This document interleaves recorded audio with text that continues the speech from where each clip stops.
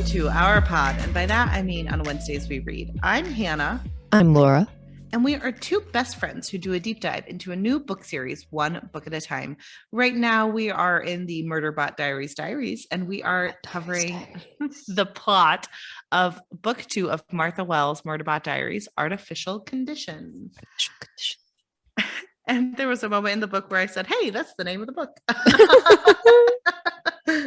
Working in the movie title. But before we get into that, Laura, what are you reading, watching, and or enjoying? So I read a very funny book. The part about the dragon was mostly true by Sean Gibson, friend of the pod. Everyone should read this book. It is so funny. So funny. One of my favorite things about the writing in this book is that it goes off on these like random long tangents where like you were originally talking about something else, but then the narrator, who is Heloise the Bard, goes off on a tangent about something slightly related, but not totally related. It is the funniest thing ever because you'll be reading this and reading this and reading this, and then you're like, what does this have to do with anything? You're like, oh, we're like a page away from where we started.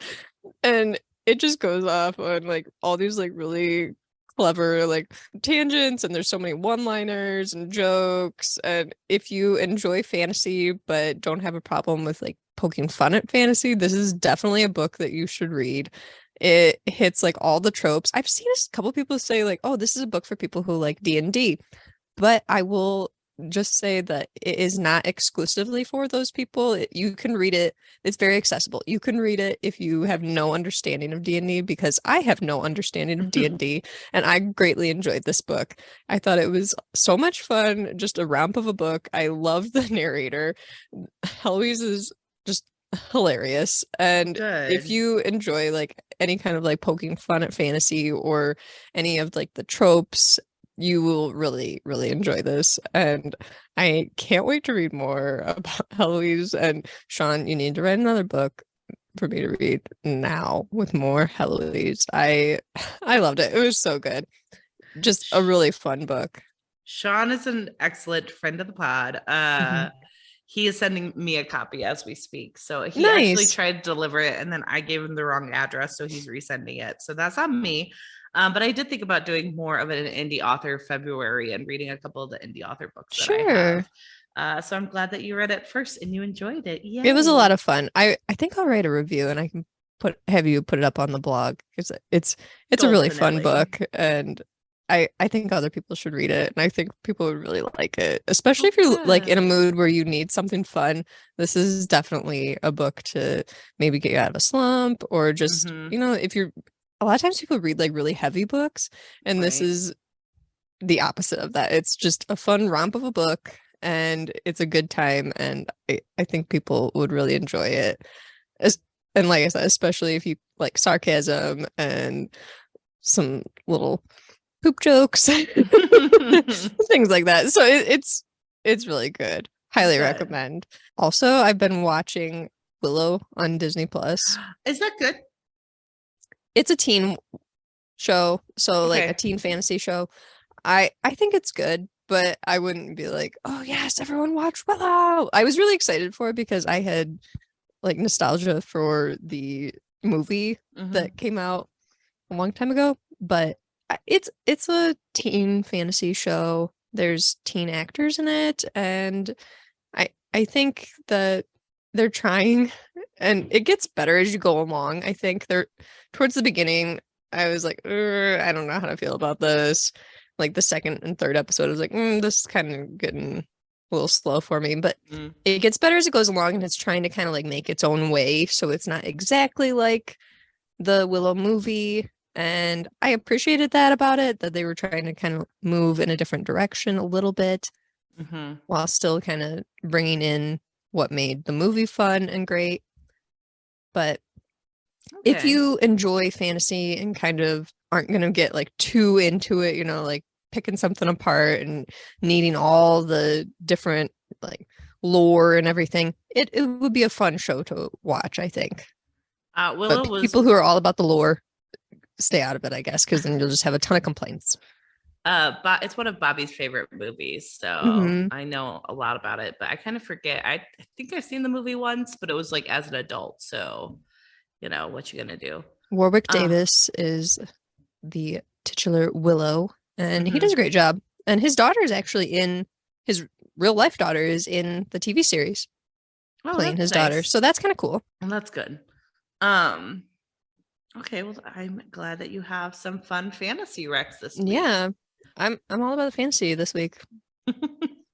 Hannah, what have you been reading and watching? So I did a mini review on our podcast on our blog of The Things We Do to Our Friends by Heather Darwin. I did not enjoy that book, but go on there to read my review of it. But then I also did 2 audiobooks. Laura's favorite thriller author, Megan Miranda, famously of A Few Missing Girls. Two Missing Girls. I needed something quick to listen to, and Megan Miranda's kind of been one of those quick murder mystery authors that I'll just put on in the background while I'm doing other stuff. The way that you can continue to read her books, I'm amazed. I mean, I don't read them anymore. I listen to them. I do. That's reading. I count it as reading, but I use it as a different term because I don't think I would ever sit down and physically read these books. I don't think that would ever be. But if it's playing as I'm doing something else, I still count it as reading. I still count it towards my yearly goals. I just I would never actually read these books.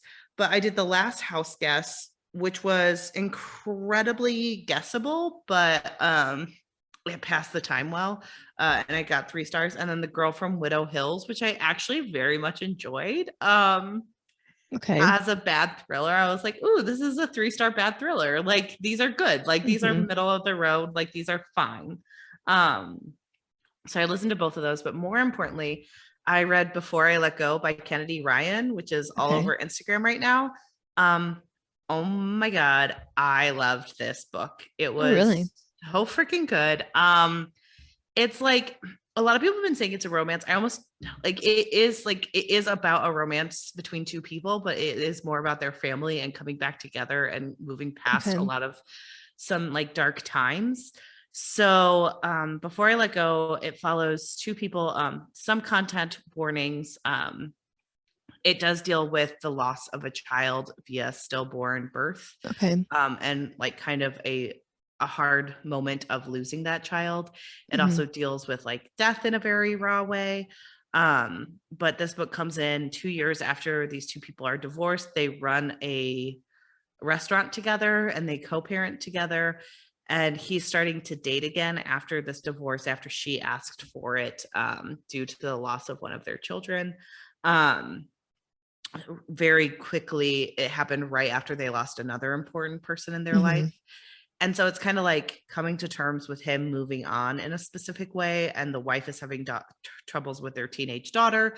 And it's kind of about their life, but then they kind of start working back towards one another, just through mental health help and the wish to try again. And the knowledge that the wife goes through a horrible depression after losing their child.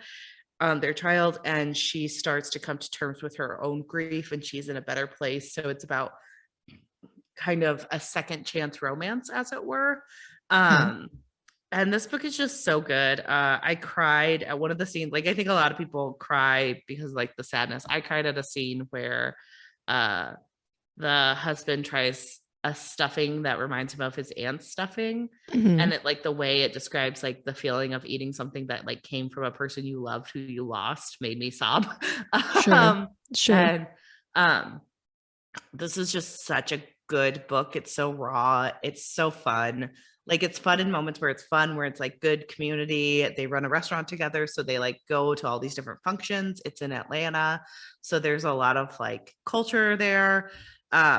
And Kennedy Ryan, this is the first in what looks like it's going to be a series of this setting. And I just loved it so much. I thought it was so good. One of my friends recommended it to me. I've seen it all over Bookstagram, but it's probably one I probably wouldn't have picked up because it gets compared a lot to Colleen Hoover, and I haven't read anything of Colleen Hoover's.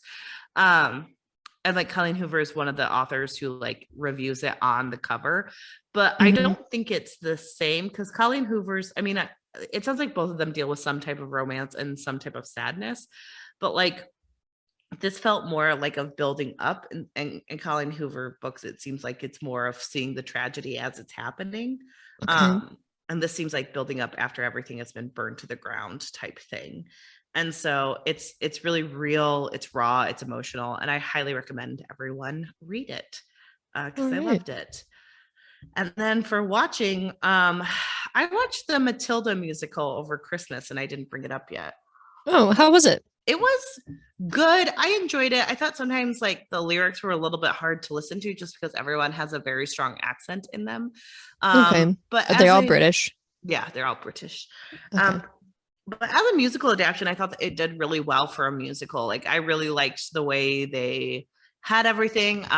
There has been some pushback about Emma Thompson's fat suit because she is evil in the movie. The book is incredibly fat phobic. The original Matilda is also fat phobic. And so her in a fat suit was not the greatest. I didn't mind that one as much because there were certain scenes where it almost showed her in like a beautiful way. And I was like, well, it's not like equating fatness to evilness. It's just like she is an evil person who happens to be fat in this. And they like have certain scenes where she is shown to be like potentially beautiful if she weren't like so evil. My problem was they also put a little boy in a fat suit that is so egregiously bad. And it's the kid who eats the chocolate cake. And my point is, this is a movie where a girl moves things with her mind. Can't you have a skinny boy eat? I was say, is it that hard to believe that a skinny person could eat a cake? Like, come on. And like, it's a really bad fat suit, Laura. Like, it's egregious. Like, at least Emma Thompson's makes it look like she is actually a fat person. And like, fat people can be beautiful. Fat people can be complicated. Fat people are not just like one or the other. So, but like this kid's fat suit is so freaking bad that I was kind of like, that's egregious. That shouldn't happen. Just have a skinny kid like eat a cake, or have a fat kid who can do acrobatics, because I'm sure one exists out there. Like you can find one, I promise you. So that part was the only part that I was like, not for me. But overall, I liked the music. I liked the way they did it. It was good. So that was a fun one. And then Laura, I watched your favorite TV show, Ginny and Georgia, season 2. Not my favorite. How was it? It was better than season 1. Okay. I think they fixed a lot of the issues they had, mostly around Ginny.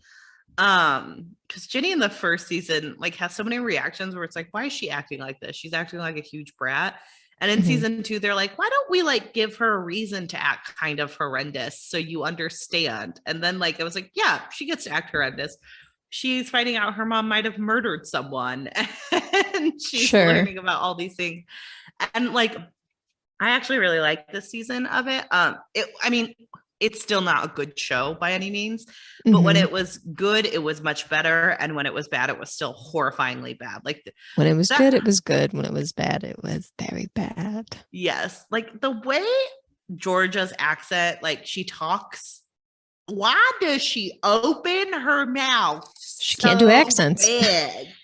She talks with her mouth wide open and like out of the side of her mouth. I'm like, what are you doing? Like, this is not how you speak in real life. That's not a real accent.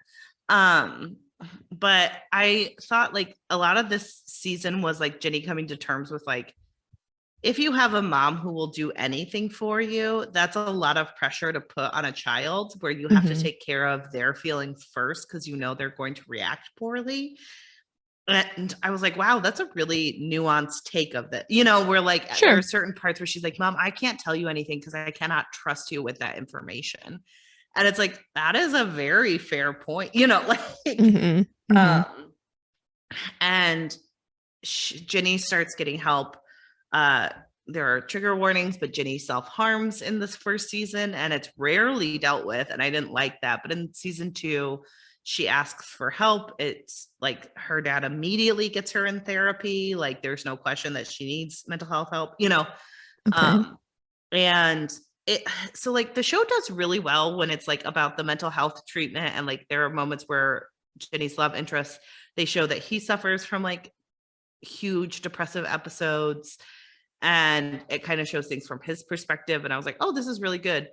And then it dips into the murder plots. And I'm like, wow, oh, no. this is unfortunate. Like, oh no. why? And I think they're trying to do something about like with Georgia, where it's like, well, if you were 15 when a lot of bad stuff happened to you and you think you could only rely on yourself, how would you act? And I'm like, I don't think I would murder this many people, honestly. I don't think I would murder. Not that many people, at least. Like, only a couple. Only a couple. It's just so strange to have it. And then there's like, they have this investigator on the show who like is trying to prove that Georgia is a murderer. And at one point he sits Ginny down and he's like, if your mom kills anyone else, this will be on you now. And I was like, you can't say that to a 16-year-old. Like, you can't be like, you have all. Why will it be on her? Because she knows that what her mom is capable of now. So she does nothing, that she's obviously just as evil as her mom. And I'm like, no, she's not. Like, she's 16 and she loves her mom. Maybe don't put that on her. Not responsible for that. Yeah. Like, it's just so silly to me. But they dealt with some of the like more annoying things. It feels like they heard feedback from certain conversations in season 1. And they like tried to fix it. They're trying. And so there are certain things that I was like, oh, I really like this. And certain things I'm like, why is that investigator so anti-Georgia? Like, honestly, if you do research into her, she is somewhat of a tragic figure. Do you really think that she was just a 15-year-old criminal mastermind running around murdering people? Like, it sounds like she was just a traumatized child who is now 30 years old. Criminal mastermind.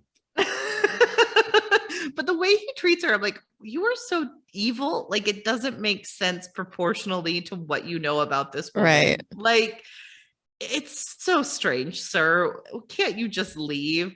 But then like Georgia will do some stuff and I'm like, well, I mean, maybe he has a point. It got a C on the AV Club. I think it deserves a C. Like, it doesn't deserve a D or an F, but what did the first season get? I don't know. Yeah, I'd be curious to know that. It does talk about how it's like more interesting to watch Ginny, which I would agree with. I don't understand.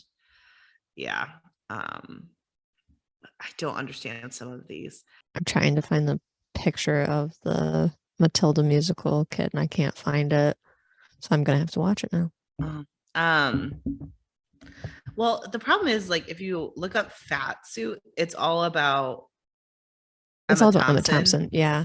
And it's like, I honestly, that one bothered me a little bit less than the kid having a fat suit. I just don't understand why they made it. I feel like they tried very hard to make her look like an older version of Miss Trunchbull from the Matilda movie with Mara Wilson. Yes. And like that. And I guess that's fine because there's like a lot of people who adore that movie. Right. And want to see those characters again. So I don't know. They also have like the evil, like the mom and dad in the movie are thin and they're also evil, you know. So there are like certain things that are a little bit better. I was just bothered by putting that little boy in a fat suit where he is so obviously not fat. And like it just doesn't make sense to me. But yeah, that's a weird choice. Definitely watch it. But with that, should we dive into it? Yeah, let's do it. Okay, so artificial condition. So we come into Murderbot. It talks about how it doesn't really like watching the news, but it's now at a like station where it's going to travel to different places. It's kind of like a central location, and it's looking at the news to make sure that there isn't anything out there trying to find it. Because Murderbot is kind of like on the run. Yeah, on the run. And not really, like, but kind of. Well, and it's like, yeah, and I might have been like off the company's inventory, but I'm still its property. So like it's almost like the company can approve certain like, removal of Murderbot, but it can still have objections to Murderbot walking around on its own with no one supporting it. But it also talks about how it's like wearing gray and black work clothes. It has long sleeve t-shirt and jacket, so it looks more like an augmented human than it does a Murderbot, and people aren't used to looking at Murderbots without like all of their armor on it. And Murderbot is also like a little uncomfortable wearing that because it it really likes its armor. Yes, and its face covering, but it also like comments, oh, like pockets are nice. I That's do love one that. perk. But then it does see its face on the news broadcast. It's just kind of talking about what happened with the people it was with in the last book, and it's showing Murderbot with Pinley and Rati outside of the hotel they were at in Murderbot's preservation ox survey uniform, and it says that it's a bodyguard, so even the news doesn't know who Murderbot is. Right. And it's like, okay, good. I haven't had any issues. And Things are all going perfectly. Says that it finally has a plan. And so it starts kind of searching around the cargo areas to find a ship to let Murderbot on and like share its feed to watch different shows with it. It also kind of talks about how it's capable of interfacing with these different types of cargo ships and like how it's pretty close to talking to them, but and it's easier for Murderbot to talk with them because like the company is an extremely paranoid company. So if sometimes it would be harder to talk among company units rather than these other places that aren't as paranoid. Murderbot goes to go onto one of the haulers, but there was like an accident nearby. And so it's like, I guess I can't go on there. It's not going to be good. And it wants to leave as soon as possible. So it runs to this other transport system and pings it and says that it's a free bot trying to get back to its human guardian. And it's like, yeah, free bot is not free. Come on, guys. Right. And constructs are similar to bots, so they fall under the category as deadly weapons. And it's not a good category to be in. But the research transport that I asked to go enter okays it.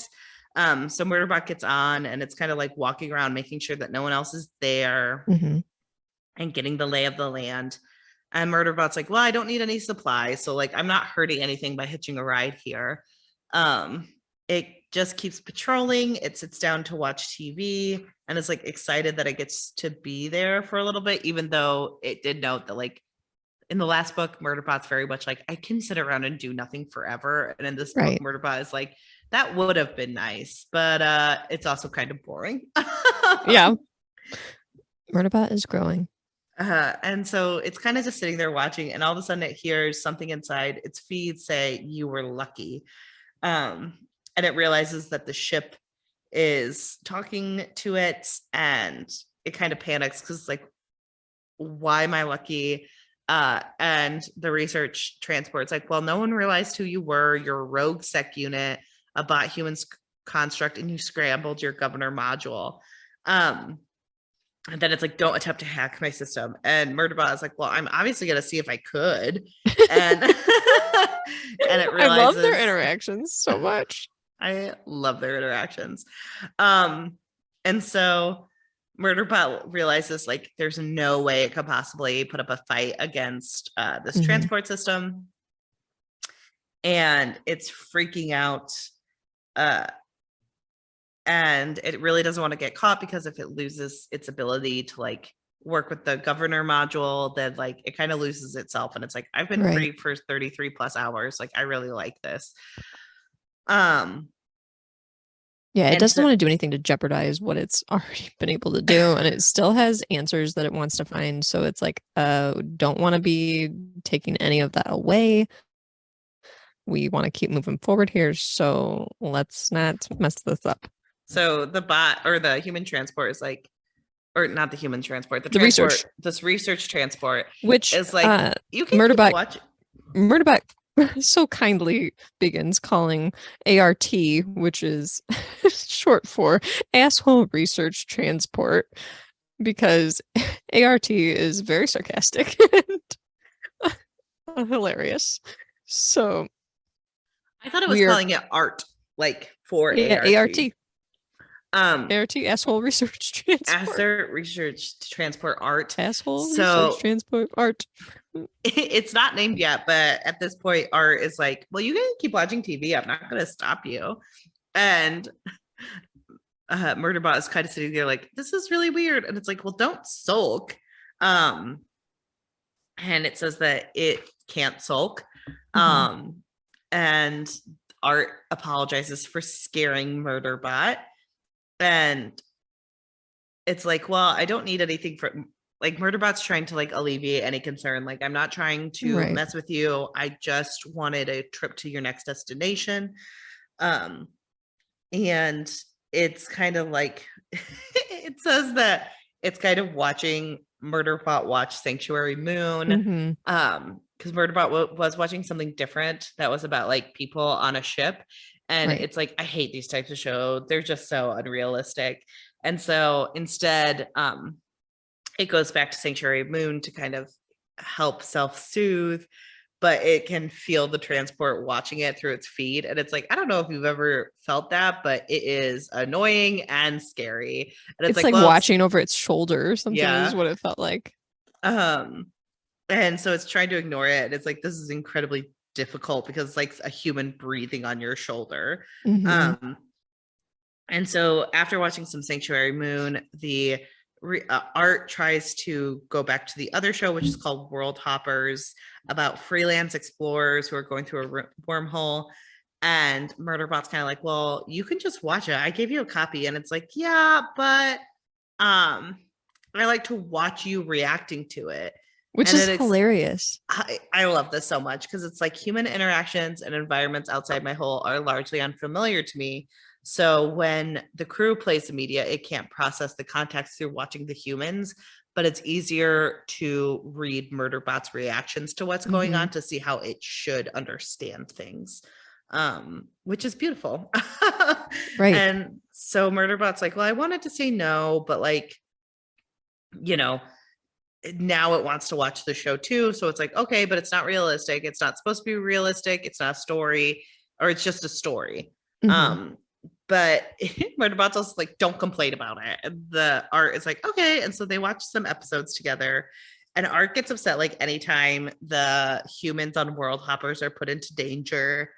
It likes to like poke holes in the show, like that wouldn't happen, and that's not how these things would go down. But it also is very invested in the show, right? It's very much like anyone watching a show that like is new to them, where they're like, this is unsettling, I don't like it, also can we watch it again? It's me watching Love is Blind.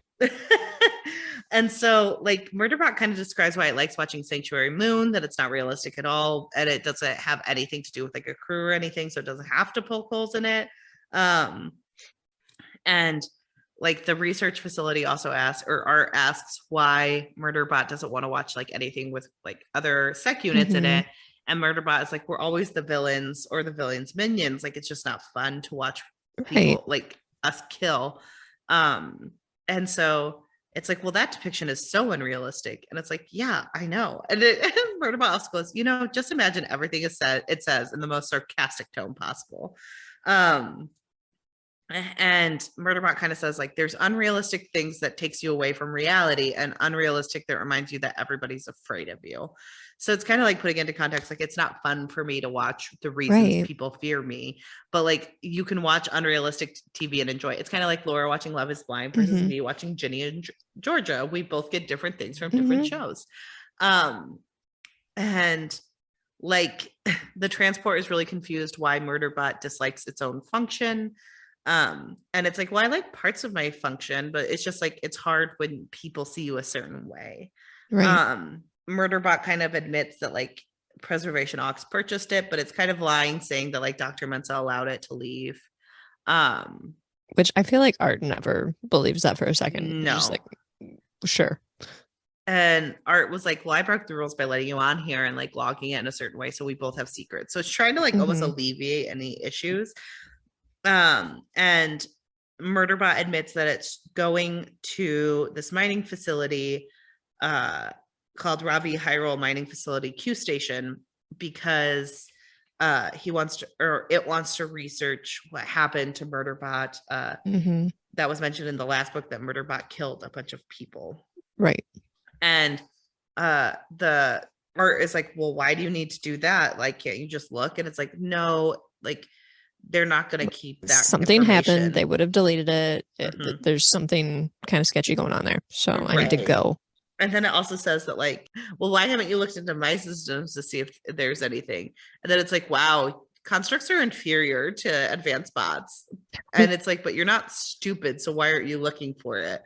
And Murderbot like goes to sleep to like stop the conversation. And then when it wakes up, the transport is like, that was unnecessarily childish.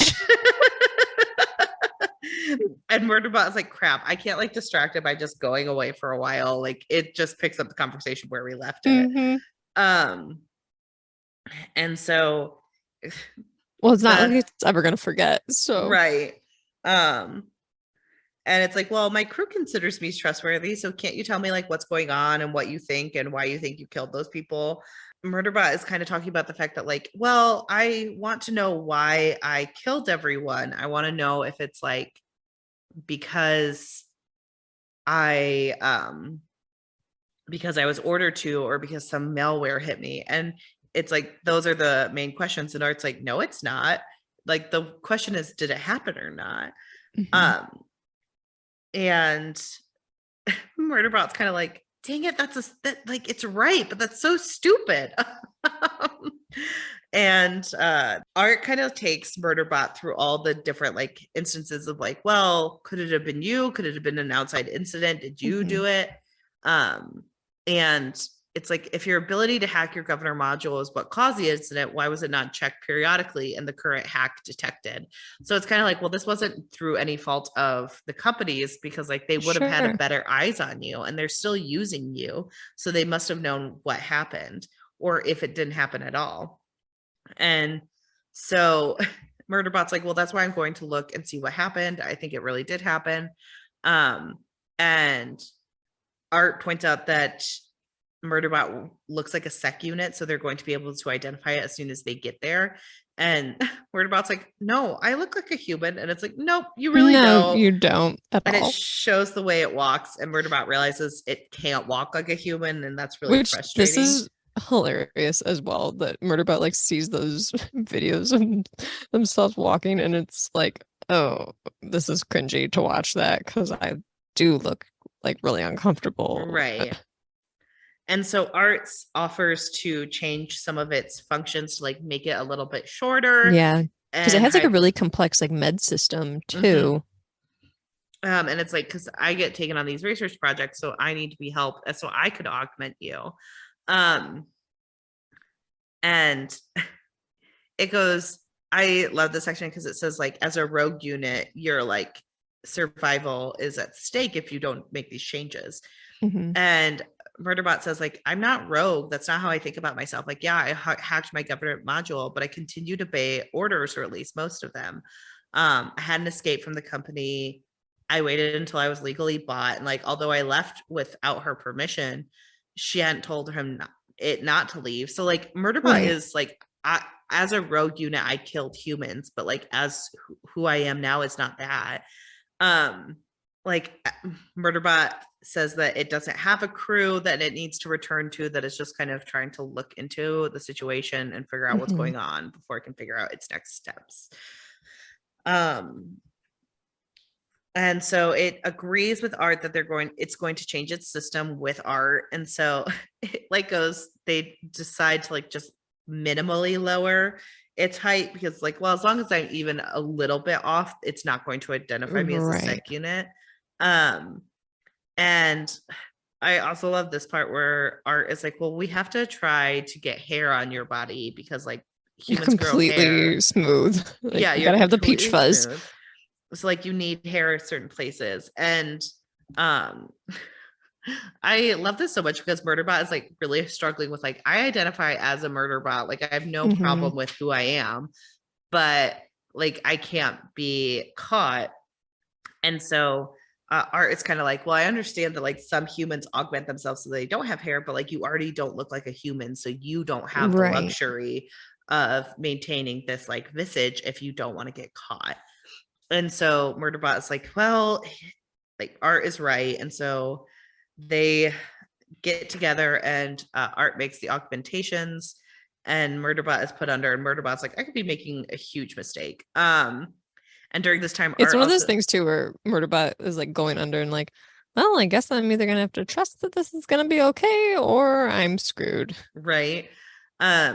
And so Art makes all the changes. Murderbot comes back on, and as it's healing, Murderbot or Art is like, well, I did the research. Like, the incident definitely happened. There are several news feeds indicating the site was likely a small installation called Ganaka Pit. And it comes from Caledon, a political entity to the Corporation Ring, and there was like quote unquote equipment failure. So the company definitely tried to cover it up. And so now they know. So like Murderbot heals, and then they get to the wormhole on schedule, and they realize like you need to have papers to just travel around the different ports, especially a work one. And Murderbot is like, well, I did not plan that far. And Art's like, I did. You should get hired by someone. Yeah. Art is so on top of things and is so helpful. And is like, I've already planned this out. You need to get hired by somebody, be their bodyguard.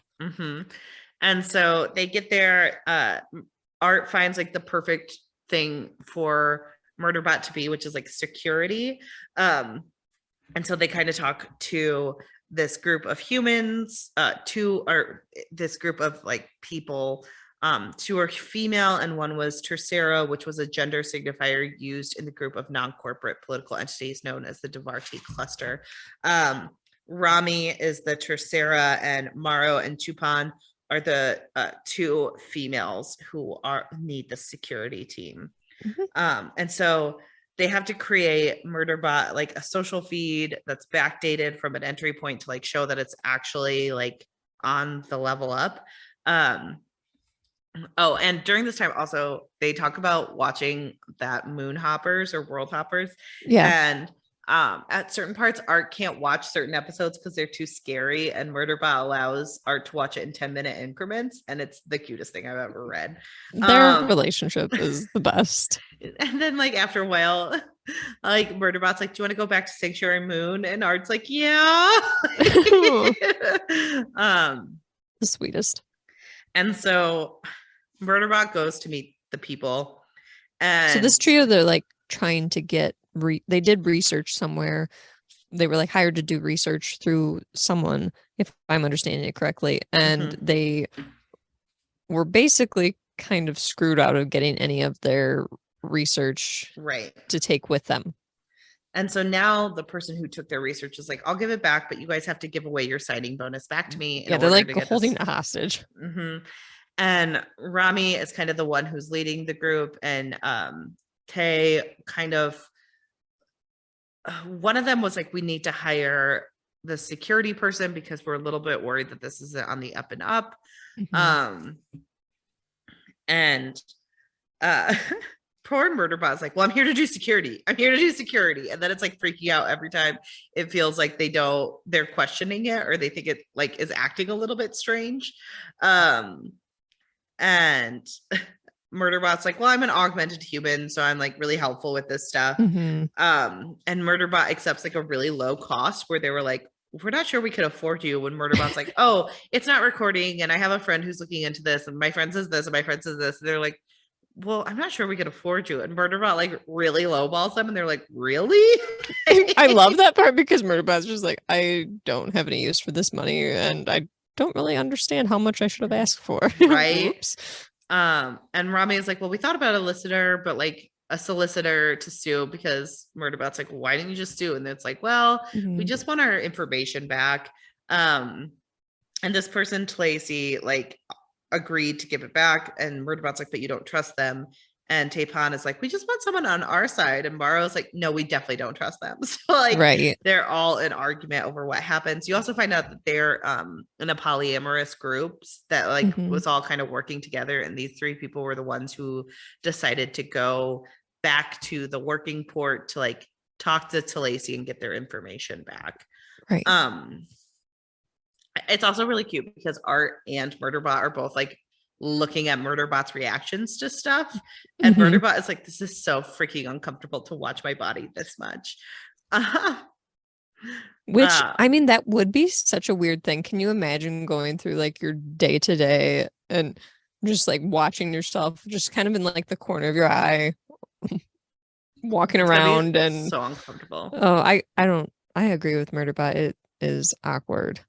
And so Murderbot's like, why can't we do this via like comm units? And they're like, well, Lacey wants us to do it in person. And Murderbot goes, I had to ask a question because pretending you were asking for more information was the best way to try to get humans to realize that they were doing something stupid. And it's like, well, why would Lacey want to exchange in person other than killing you? And they're like, well, we're just trying to get our information back.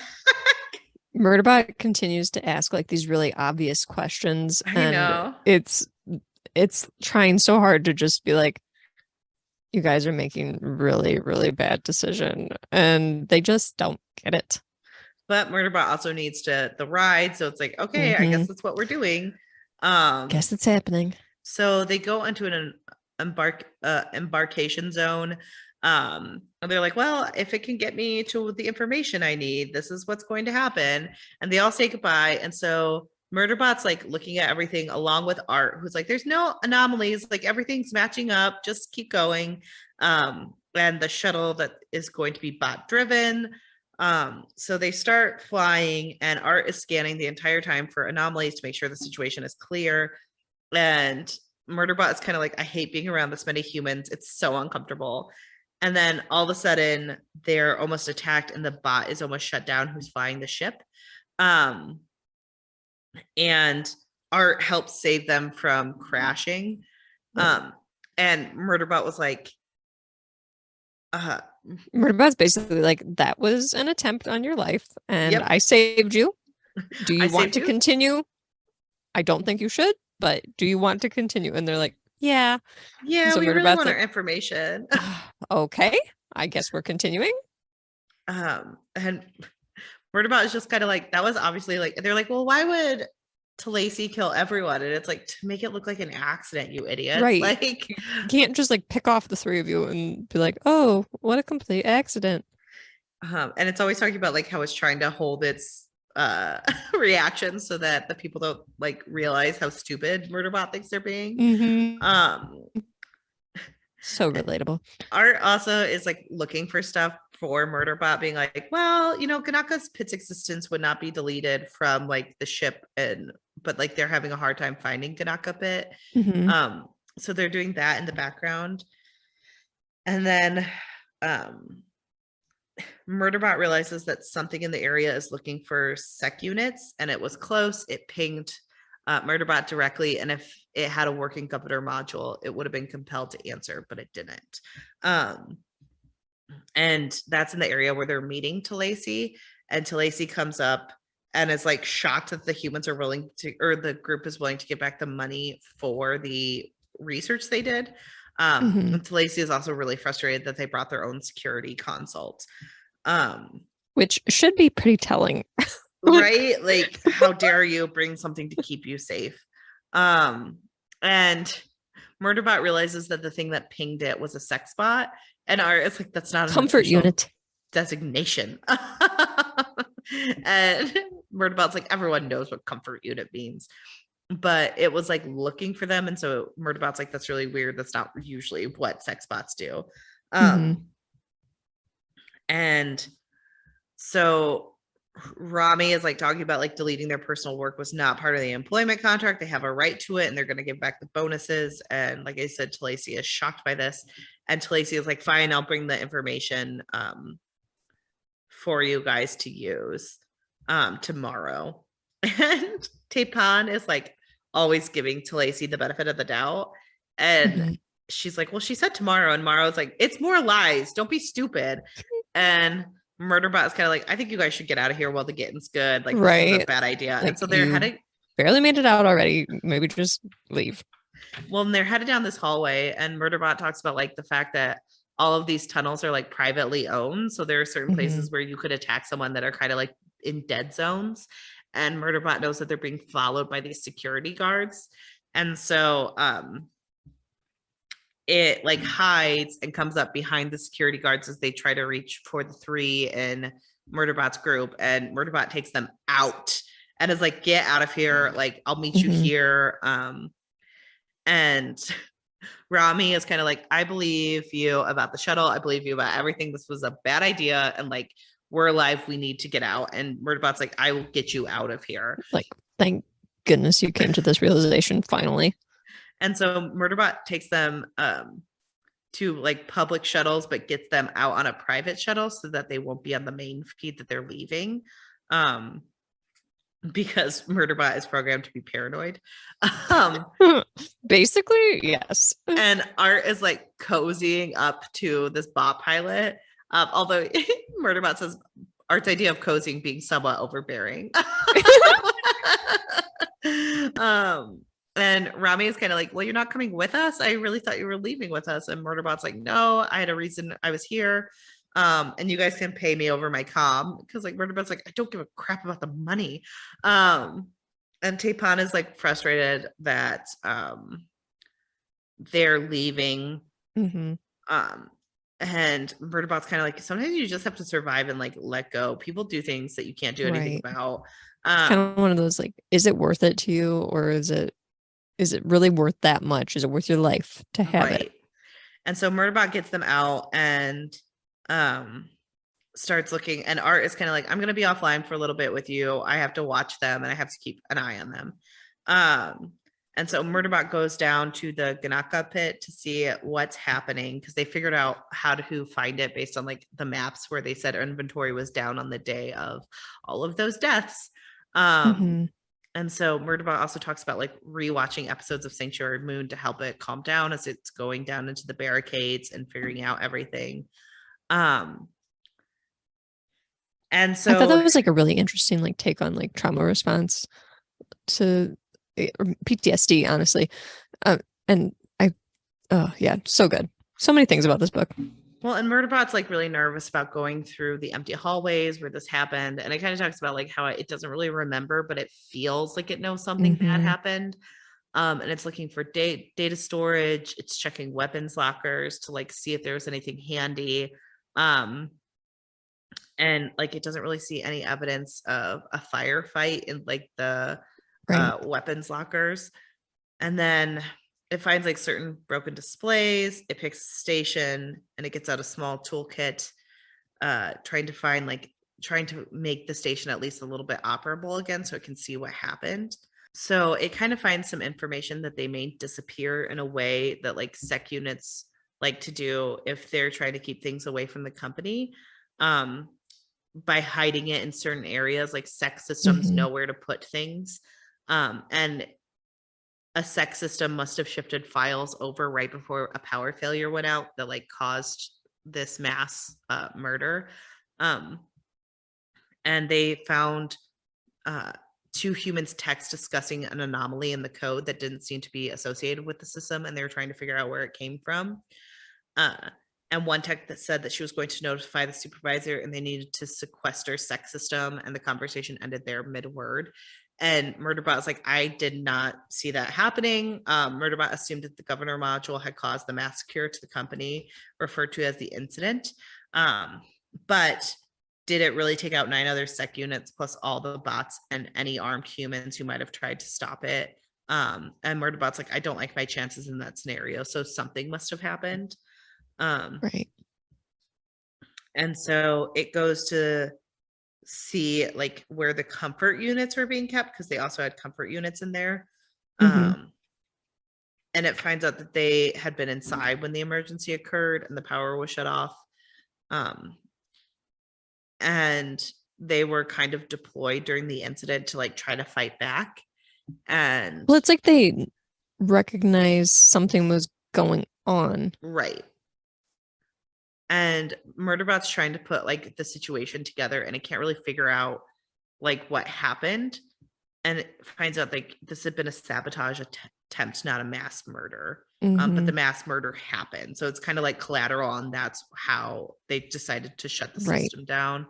And comfort units had put the sex systems back to factory default to get this to stop because they thought it was a better option. And Murderbot's kind of like shocked that the comfort units tried to do this because they're not as powerful as sec units. So it shows that they were willing to fight, even though like that's not. Yeah, they're really attempting to like stop all this violence. Yeah. And they're, I'm pretty sure they're weaponless too. Yeah, I think Murderbot said like they had tried to get to some type of weapons, but like They didn't know how to use them. Yes. And so Murderbot realizes like it's really powered low, so it goes into like get rejuiced and goes back to the episode of Sanctuary Moon to kind of figure out what had happened. So Murderbot kind of exits the Ganaka pit, and it has a message from Art saying, we have a problem. And Tapan jumped off the ship before they all left, pretending to have to go to the bathroom. And she was like, oh, I didn't know if the others would be able to reach you. And like Tapan really wants to trust Lacey. Yeah. To Lacey, and like wants the information. And like Murderbot is just so frustrated. It's like, this is never gonna work. They not gonna cooperate with you. They're definitely manipulating you. Tapan also got a message from a friend saying that he had copies of the files and was going to give it to them because he didn't like how things had ended.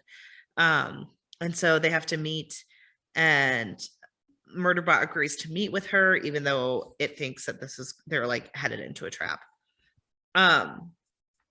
So Tapan gets a transient room, and they're like getting ready for bed. And they're kind of in like a rundown place. At one point, Murderbot goes, I'm not mad. And it goes, I was furious. Murderbot is all of us. I know. I'm not mad. I was furious. And Tapan is like, I'm just not that scared. Fear is an artificial condition. And I'm like, hey, that's the name of the book. And so Tapan's like willing to fight for this stuff. And Murderbot is like, that's not the purpose of fear. Like, it's supposed to help you, and you're supposed to listen to it. And she's like, well, it's supposed to be inspirational. No. And like she asks about the research, and Murderbot's like, oh, it was inconclusive. And they kind of talk back and forth. They get ready for bed, and all of a sudden someone's at the door. And Murderbot realizes that it is the comfort unit it saw earlier that had painted. Yeah, it's Lacey's comfort unit. Lacey's comfort unit that like Lacey had probably messed with a little, because it now has it has like certain powers to it and certain like subterfuge that comfort unit shouldn't have. And it admits to being to Lacey's units. And it's like, I know you're a tech unit that's rogue. I was the one that was pinging you. Like, I want you. Yep. And it's like, well, you told Lacey about me. And it's like, well, I just told you. I told her you were a sec unit. I didn't tell her you went rogue.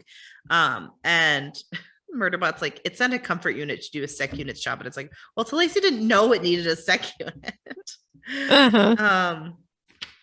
And the comfort unit wants to murder all of the clients to like get away from doing the job. I think that was like such a jump that I was not expecting, when it's like, just murder everyone. It's right. Like, no, you do not realize the effect that that's going to have. It's going to be bad to do that.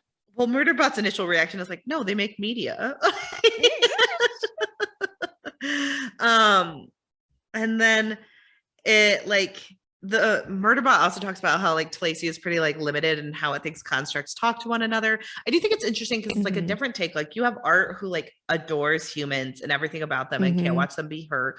You have Murderbot, who is more like, I do like humans, but they just hate me. So like, it's hard to like things that hate me. So I have to pretend to be like one of them. And then you have this comfort unit who is also used for something different than a sec unit or a research facility. That's like, no, I want to murder them all. And I think it's a very human, like, it's how we talked about humanity. Like, we're looking at the humanity of all these different beings being like, no, I am abused. I want all of these things gone because they abuse me. And it's like, I get that. Like, I don't think the sex bot is like wrong to think this way, you know? And Murderbot is often like, well, I didn't think this research facility would be that caring for humans. And I didn't think this comfort unit like cared enough to want to kill everyone. Like, I thought it would just listen to directions. And it's like, well, Murderbot, you're also unique and different, but like, it's one of those things where it can't understand that like all the other things may be it's the main character in its own story. Exactly. And so the comfort unit thinks that Murderbot's the only one left. And all the clients already left. And so it tries to put in a code with like malware. And Murderbot's kind of like, that's so stupid. You can't do that to me. Yeah, what is it? It says something like, go ahead and open that. And it's like, no. Wouldn't never and so it's that. Like, goodbye. And it deletes the bundle. And it's like, I'm not going to tell it that I did that, you know. And it gives Tapon the bundle of everything. It's like, I need you to isolate that for me. Don't open it yet. And so then they kind of go to bed, and Tapon is like, this is weird. And so Tapon kind of gets through the unit to show what's going on. And there was a message that the comfort unit sent that said, please help me. Which is sad. I know. And so they meet with the friend and for Tapon, and it's actually someone who. Well, actually, before we get there, like that night when they're sleeping, there's like a really sweet moment where Tapon like cuddles up around Murderbot, and Murderbot's like, ugh, what the heck is happening? And Art like tells Murderbot they are trying to like, they feel scared and they're trying to feel better by cuddling with you. And so then Murderbot adjusts temperature. And it's so sweet. I know. And like Murderbot kind of just sits there all night while Tapon does that, and then it like shifts uncomfortably and Tapon like scoots away in the morning. Right. And so yeah, because I think there's another moment too where like just the two of them are in this room and Tapon says something like, you're really augmented, aren't you? And Murderbot's just like, yeah. We'll go with that. Like pretty much everything besides like, I am a Murderbot. So they meet with the friend, and Murderbot thinks it's going to be a trap the entire time, but it seems like it's not. Yeah, proving that we can actually trust people every now and then. And so they get ready to leave. The shuttle that they were planning to get back on is now delayed, and Murderbot sees the sex bot coming towards it from the far end of the walkway. Oh, sorry. No, let me rephrase this. So Murderbot gets Tapon on a shuttle to get out, and now it realizes that the shuttle is delayed. So then Murderbot sees the comfort unit walking up, and Murderbot's like, where is my human? And comfort unit is like, in Lacey's private shuttle, I'll show you. And Murderbot realizes that Lacey wants Murderbot now because Lacey thinks that it will be useful to her. Yeah, it's basically a deal where they're like, oh, I kind of changed what I want here. We're going to just manipulate Murderbot and get Murderbot to work for us. Because that seems a lot more valuable than what we were previously doing. So the comfort unit wants to install something in Murderbot to override its module. And it's like, well, you have to install this or we won't let you aboard. And Art is like, and earlier in the book, we did learn that Art was supposed to make some kind of adjustment to Murderbot that Murderbot requested specifically. And so here is where that pays off. Because you can plug into the ports, but nothing's going to happen. Nothing's going to happen. And Murderbot's like, disabling that was my first priority. I'm not stupid. And it like asks Art, like, is this safe? And Art's like, come on, my med unit doesn't make mistakes. So it's Art. Murderbot lets the comfort unit install it. And Murderbot is like, I just pretended. I kept my expression blank. I assumed they didn't know what it would do. Which is true, because it's kind of one of those deals where Murderbot is doing a little bit of acting here. They don't really know what to expect. Don't really know what to expect. Yeah. And so there are like 6 humans in there. 4 of them are armed. Lacey's in the chair, and it's like, take little Tapon to the cabin. And like Lacey thinks she's being so smart and so like underhanded. And Murderbot's like, oh God, this is ridiculous. And Lacey says, like, you really think that this is one of the units from the Ganaka pit accident? And the sex bot is like, well, that's the only reason it had to go there. And it's like, Lacey stared at me, eyes narrowed. Who am I talking to? And that was almost funny. And Murderbot's like, you think I'm a puppet? You know that's not the way we work. And Talisi is like super afraid now because it realizes that Murderbot is under her control. Mm-hmm. And Murderbot's like, well, I came for my client. And Art like said that the shuttle is clear of the port and moving into orbit around the moon. And like Art asks to have access to the shuttle, and Murderbot lets it in to like use its body. And it's like, oh God, this is so strange. And the comfort unit tries to punch Murderbot. And so Talisi thinks like Murderbot is still semi under control. I don't know why they got that impression though, because there's like no real hints that they have any control over it besides just Murderbot, I guess, acting really well. And so it was very, very strange. And like Murderbot ends up fighting them all down and cutting off Talisi's feed to the comfort unit. And Murderbot tells Talisi to give the sex bot a verbal command to obey it until further notice. And it's like, I will rip your tongue out if you don't do this. So Murderbot tells the comfort unit to kind of stay down as it's fighting with everyone. And Talisi is like, oh my gosh, you're a free agent. I can get you a job, whatever you want. And Murderbot's like, you don't have anything I want. Right. It's like, all you had to do is give me the stupid files and none of this would have happened. And it's like, this has gone too far. And Murderbot points out that Talisi is like horrified because Murderbot doesn't sound like her idea of a sec unit, rogue or otherwise. Humans should do more research. And it's like, yeah. And so they get into where Tapan should be, and someone tries to hit Murderbot, and Talisi is like, and Murderbot had threatened Talisi that if any harm came to it or Tapan, that like she would die. And oh no, the bodyguard hurt Tapan, and she's like half spread across the bunk. There's blood spreading across her t-shirt. And Talisi is like, oh my gosh, you can't kill me. He panicked when he heard the shots. And so Murderbot pretty much kills Talisi. Yeah. And so then it tries to help Tapan and asks Art for help. Because Art has the awesome med system. And so Art's going to meet Murderbot there. And Murderbot is like so frustrated because it knows that like the exchange for the signing bonus for the files was a trap. And it like blames itself for hurting Tapan, even though it wasn't its fault. It's like, I mean, it's not its fault, but it's still one of those things where it's like, I knew exactly what was going to happen and it did, and I should have just stopped it. And I should have kept them from going in the first place, but I let my own like needs outweigh them. And it says I was just as shit as being a security consultant as any human. And it's like, Murderbot. And so by the time they get to the transit ring, Art is there. They're able to save Tapan. And Murderbot is like relieved. Murderbot also gives the comfort unit its own freedom because it hacks its governor module.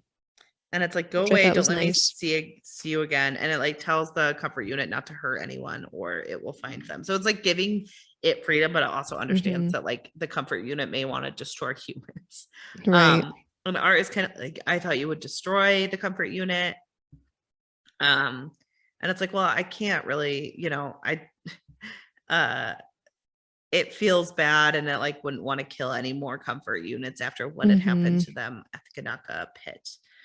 And so Tapan like comes back, and Murderbot's like, they tried to kill us again. We had to leave. Like, we're back on my friend's ship. And Tapan is like horrified. And Murderbot gives Tapan the research back, and Tapan apologizes, saying that she should have listened to it. And they both say that it's both their faults. So they get back to Rami and Morrow and the rest of the group. And Rami asks to hug Murderbot. And Murderbot looks like super scared. And they're like, the obvious answer must have been no. So Morrow's like, okay, but this is for you, and wraps her arms around herself and squeezed. And Murderbot says that it's got to go. And Art is like, be careful, go find your crew. And Art also told Murderbot to keep like the comm unit that let it talk to Art whenever they're close by. And Murderbot says that it wished it had found out, it had hoped that finding out what happened at Ganaka Pit would clear everything up, but maybe revelations like that only happen in the media. And it's like, well, I need to get on another transport, and it's going to be a long trip. And that's the end of the book. Sad. I love Murderbot. Me too. So much. I also love this I can't remember what. I know the covers are awesome. The research unit on it is so amazing. Art looks amazing in this. It looks I can't remember what part it was at. Maybe it was like when stuff was starting to go down with the first attempt to get the information back, when all three of them were involved, where Murderbot was trying to like get Art involved and be like, hey, like if they start shooting us, do you have any kind of weapons? And they're like, I have a defense system or something like that. And they're like, so you have weapons? And they're like, no, I have a defense system. And they're like, so you have weapons? And it's like, oh yeah, I guess you could say that's that. Not how I see it, but yeah, ton of weapons. And then Murderbot says something about like, I wonder like what this research group is, right? Art is working for, that they'd have this extensive system, right? I wonder if we'll find out in new books. I know. I'm excited. I'm excited too. Laura, thank you so much for bringing us this book series. It's so complicated, and I think this one is really starting to build on some things that, you know, that people question about themselves a lot. And, you know, like liking themselves. Murderbot is like, yeah, I like certain things about myself. I don't know if I like all of the things about myself. And I thought that was such a relatable thing, you know, like wanting to help people and at the same time feeling so conflicted and knowing, yeah, we're getting into a mess. That's such a human thing. There's a lot of things that go on in this book in particular that I think are really relatable and worth talking about. I also I don't know. I love this book so much. It's so good. I love seeing it in like the form of like, hey, you know, like the comfort unit being like, I think we should murder all the humans. That would make life better. And Murderbot's like, no, they're useful. Like, I get it, but no. And it's just amazing to kind of see it all happen on the page. I think there's a lot of philosophical questions you can have. Like, well, like and really like the whole like massacre situation, the way that it all panned out with the comfort units being the ones to kind of end things. I thought that was really fascinating and an interesting take on things as well, because it could have been another party getting involved, but to have it be like the weaponless comfort units was an interesting choice, right? Especially when like it feels like Murderbot. It's kind of like I said with Murderbot being like, oh, I didn't think this comfort unit would be like this. And like, it's almost like Murderbot understands that sec units are often like misdescribed, but it also like sees itself as almost like an exception because it worked with its governor module, and like doesn't ask the next question of like, well, the last transporter unit was cool just chilling with me and watching TV. And then it meets Art, and it's like, oh, Art has like these deep, detailed thoughts. Right. And like Murderbot didn't think that any other unit had similar thoughts to it or similar philosophical issues. It just kind of saw them for what they provide to humans. And like now that Murderbot is its own free agent, it's recognizing like, oh, we exist outside of our own needs for humans. And like, that's a very interesting philosophical discussion for like, you know, it goes back to your conspiracy theorist of like what last week, where it's like, oh, does grass have feelings? Like when we step on grass, does it hurt? Yeah. And that's something to think about, you know? So this is a fascinating book series. I love all the stuff it's getting into. I mean, it's one of those things that just like, I don't know if we'll ever really have answers to a lot of these questions, but it's one of those things that makes you think and makes really good conversation, if nothing else. Right. Well, I don't know if we need the answers to it, but I like that it's asking the questions. Right. You know? For sure. I don't know. Well, it's a good book. Did you like this one more than the first one? Oh, yeah. I think I did. I think I found it like more. I asked a lot more questions in this book, and I liked what it was. I really liked table. ART. Yeah, like, so much. I was like, this may be like a new favorite character. I loved Art. Yes, so great. And I think that's what made the book maybe a little bit better in my mind, was just having the two constructs, talking to each other and interacting. I think that it was I just think that having the two constructs interacting with each other was really fascinating. I know. I agree. I like, that's honestly what I tapped most, was discussions between Art and Murderbot.